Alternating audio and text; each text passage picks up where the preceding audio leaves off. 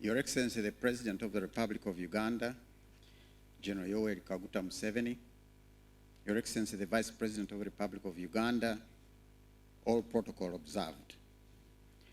I'm delighted to have the opportunity to make some remarks on behalf of the Petroleum Authority of Uganda at this important occasion when we witness the starting of drilling the wells which will produce crude oil from the Kingfisher oil field. I would like to start by thanking Your Excellency for the strategic stewardship of the oil and gas sector over the years, dating back from the 1980s to today, when we are witnessing this significant milestone towards Uganda becoming a major oil and gas producer. The Petroleum Authority of Uganda congratulates CNOOC Uganda Limited, and through CNOOC Uganda Limited, congratulates the joint venture partners of Total Energies and the Uganda National Oil Company for achieving today's milestone in the journey towards the production of fast oil in Uganda. CNOOC Uganda Limited held a groundbreaking ceremony to commence construction here on the 11th of February 2022. Many of you will recall that this was only 10 days after the announcement of the final investment decision for the country's oil and gas projects. The company is now commencing the drilling of production wells less than 1 year after the announcement of the final investment decision. The Petroleum Authority of Uganda, therefore, commends CNOOC Uganda Limited as operator, together with its partners and contractors, for the progress achieved to date in the development of this project. Your Excellency, I would like to request you to allow me to spend 3 minutes talking about where we are coming from as a country to reach here. The work that has led to these developments commenced in the 1980s when the government staff who Your Excellency sent for training returned to Uganda and formed the petroleum unit in the Geological Survey of Mines Department. These staff commenced the collection of geological and geophysical information in the Semliki Basin, and the Semliki Basin is about 40 kilometers south of where we are now. These staff were led by Dr. Kabagambe Kalisa, who is now a senior presidential advisor. They included Mr. Ruben Kashambuzi, who is now fully retired in Chegwega, and he led the geophysical team. I had the opportunity to lead the geological team. Your Excellency, there were other members of this team who included Mr. Robert Kasande, who is now a permanent secretary in the Ministry of Justice. They included the Prime Minister of the Bunyoro Kingdom, Mr. Andrew Byakutaga. They included Mr. Hane Malinga, who is the Director for Petroleum in the Ministry of Energy. They included Mr. Fred Kawanda, who is now a Commissioner for Natural Resources at the African Development Bank. And later, they included Ms. Proskovia Nabanja, who is now the CEO of the Uganda National Oil Company, and Ms. Irene Batebe, who is the Permanent Secretary in the Ministry of Energy and Mineral Development. The training continued, Your Excellency, and now over 200 government staff have been trained in oil and gas activities in the government. The promotional effort undertaken by this team, well, first of all, the staff used the information which they collected in the field to promote the country's oil and gas sector to foreign investors, mainly in the United States of America and Europe.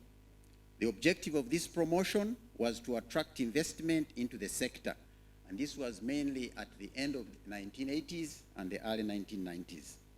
The promotional effort led to the licensing of Petrofina and the Uganda General Works Limited in 1991 and 1995, respectively.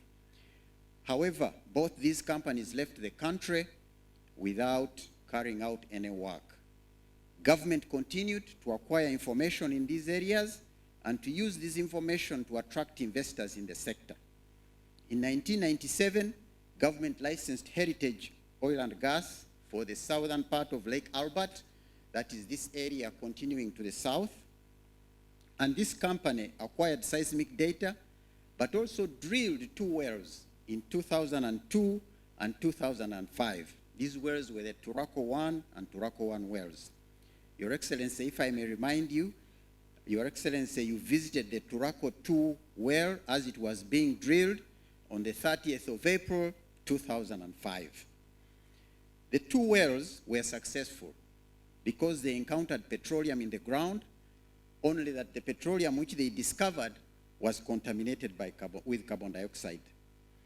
The license for Heritage and its partners expired in 2005 because their time had passed, and the company was relicensed for the northern part of the area which they had. Initially, they had up to 4,630 square kilometers, but the law requires that they relinquish 50%. And so the new relicensing in 2005 only licensed them 1,990 square kilometers. And this is the area which was relicensed to them. Heritage and its partner Energy Africa drilled the first exploration well on this Kingfisher prospect in 2006. The well discovered oil at a depth of 2,125 meters, which is just over 2 kilometers. 3 more wells were drilled on this Kingfisher discovery, and all the 3 wells encountered petroleum, and so the field was confirmed as the second commercial discovery after the first discovery of the Mputa field in the Kaiso-Tonya area. And the Kaiso-Tonya area is also about 40 kilometers north of where we are. Heritage and Talo eventually sold their shares to Total and Sinok, and the minister granted a petroleum production license to Total and Sinok in 2012. Sinok, Total Energies, and the Uganda National Oil Company have completed plans to produce crude oil from this Kingfisher oil field, and Kingfisher oil field is one of the projects for which the final investment decision was announced at the beginning of last year. And that's why this commencement of drilling the production wells has commenced here today. When the Petroleum Authority of Uganda is regulating the work of oil companies in the country, it focuses on 5 key areas. These areas are management of petroleum resources, management of costs and economic analysis, management of petroleum data and information, health, safety and environment, and the participation of Ugandans. Regarding resource management, the Kingfisher oil field is one of the 21 oil and gas fields which have been discovered in Uganda to date. This oil field is among the 14 fields which the minister has granted a license for production. That means that 7 of the oil and gas discoveries have not qualified to be granted production licenses by the minister. The Kingfisher oil field is about 15 kilometers long and 3 kilometers wide. The length of the oil field extends from the northern part that side to the southern part that side. And where we are here, we are about the middle of the oil field. The oil field extends from the shore of the lake there and extends for about 3 kilometers into the lake. Your Excellency, when you talk about an oil field extending into the lake, some people may worry that it extends into the Democratic Republic of Congo. I would like to assure the audience that at the western end of this oil field, you still have more than 10 kilometers before you reach the border with the Democratic Republic of Congo. I may have made it sound easy by saying the oil field stands on the shore here and goes 3 kilometers, but please remember that this oil field is 2 kilometers into the ground. So I'm just saying that if you project that oil field up here, this is where it will start.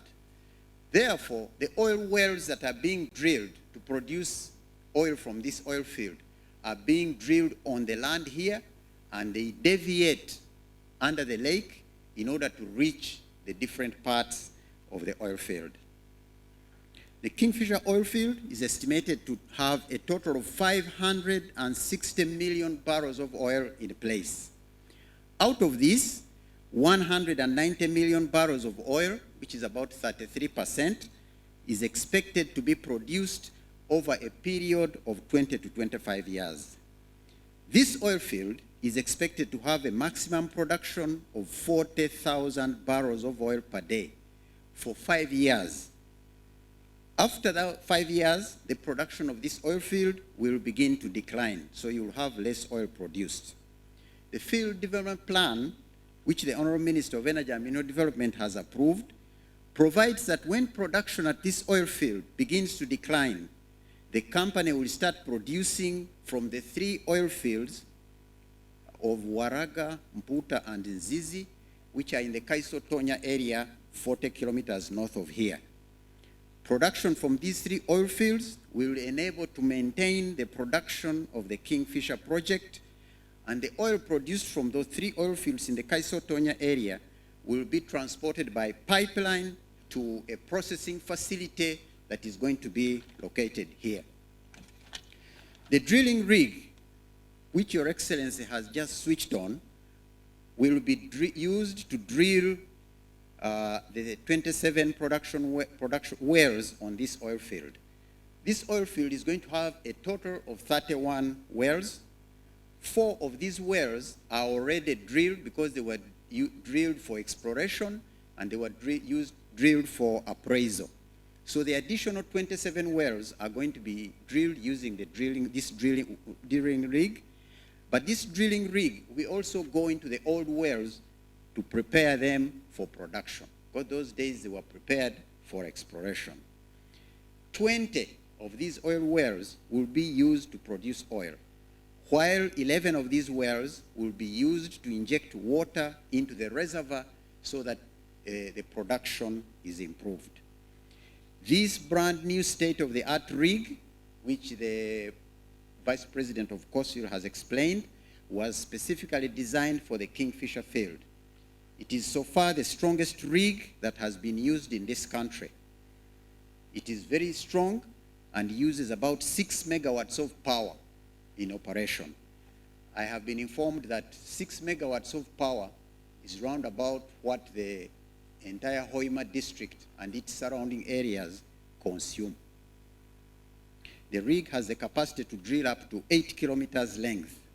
It has noise suppressing technology, and this makes it more environmentally friendly.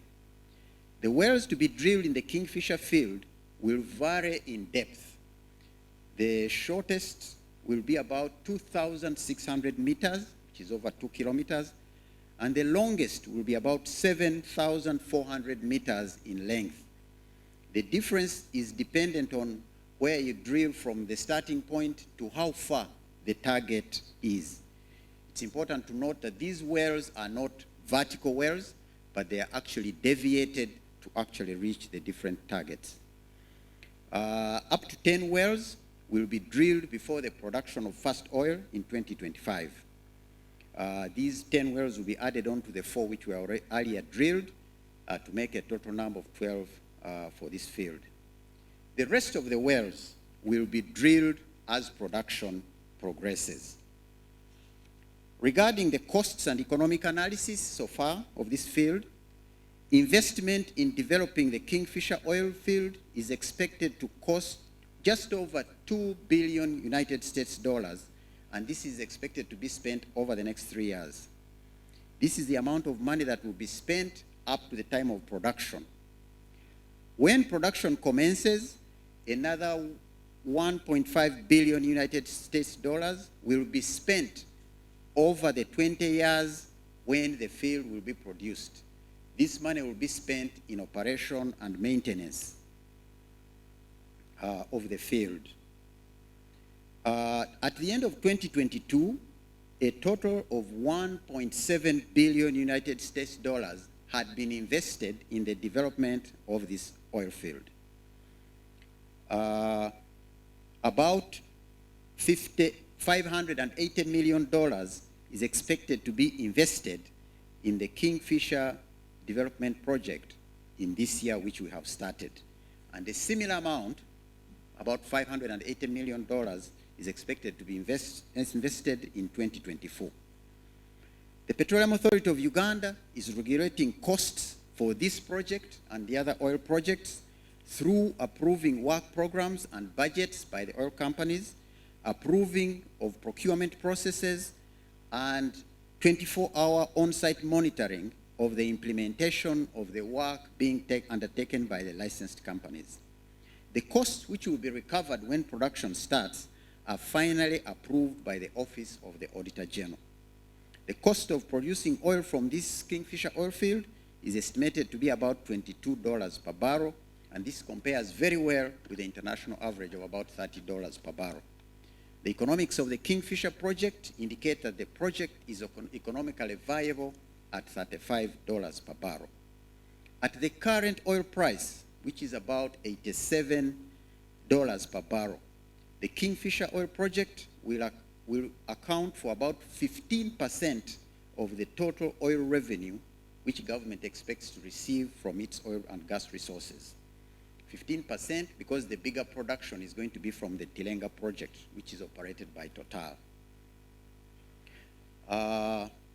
This will bring a total $6.9 billion United States dollars to government coffers over the entire period of the project.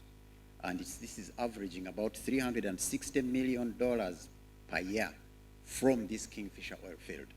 The numbers are more when you add on the amounts that are expected from the Tilenga project. All the petroleum data that has been acquired by government and by the oil companies in this entire Albertine Graben since the work began is fully archived in a modern data center at the offices of the Petroleum Authority of Uganda in Entebbe. The data for this oil field, together with the data from the other oil fields, is accessible and continues to be used in regulating the sector, but also in promoting the country's petroleum potential. The Petroleum Authority of Uganda is now putting in place a real-time monitoring center.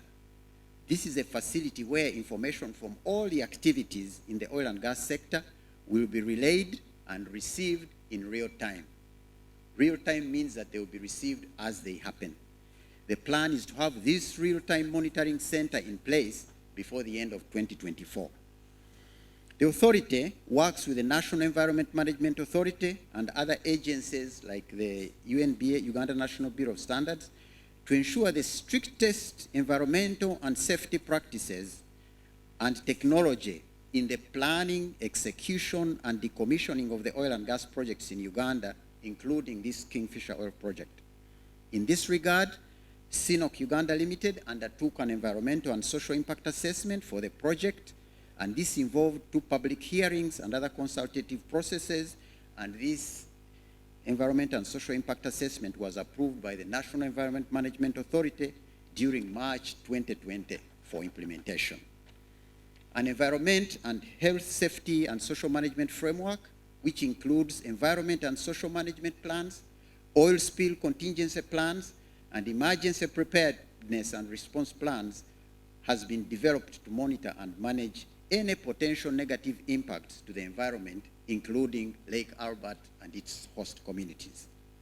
The facility for treating petroleum waste that will be generated from this project has been set up using the latest waste treatment technology and is ready to receive and treat waste, as you have experienced this afternoon, Your Excellency. The contract to manage and treat waste from this project is being executed by a consortium of a Ugandan company, Guero Industries, a subsidiary of the UPDF, and an international firm from China. The President of China has talked about the employment of Ugandans. I'll talk about the provision of goods and services. The Petroleum Authority of Uganda has approved 92 contracts since the final investment decision was announced at the beginning of 2022 for the Kingfisher project. These contracts totaled $1 billion United States dollars. And out of these, contracts worth $270 million have been awarded to Ugandan companies, mainly in the areas of civil works, hospitality management, transportation, and ICT. The authority would like to congratulate the Ugandan companies here, which are doing a very good job in this regard. They have met the standards. Ugandan companies like Excel in civil works, companies like DDG for transportation and logistics, companies like City Medicals on the health side, and companies like Newrest and GCC on the hospitality management. As the President mentioned, the project is giving an opportunity for skills development and has so far trained over 700 youth in vocational skills like welding, heavy goods vehicle driving, pipe fitting, electrical, and other skills. The other important aspect is the transfer of technology. Transfer of technology in the oil and gas sector is mainly achieved through joint venturing. Out of the 30 joint ventures which the Petroleum Authority has approved, 6 are being implemented at the Kingfisher project. These joint ventures are in areas of civil works, logistics, and provision of medical services. And these are joint ventures between Ugandan and international companies, and they are facilitating the transfer of technology to the Ugandan partners in the joint ventures. The authority thanks the international companies that are participating in these joint ventures for accepting to share their technology and building the capacity of Ugandans.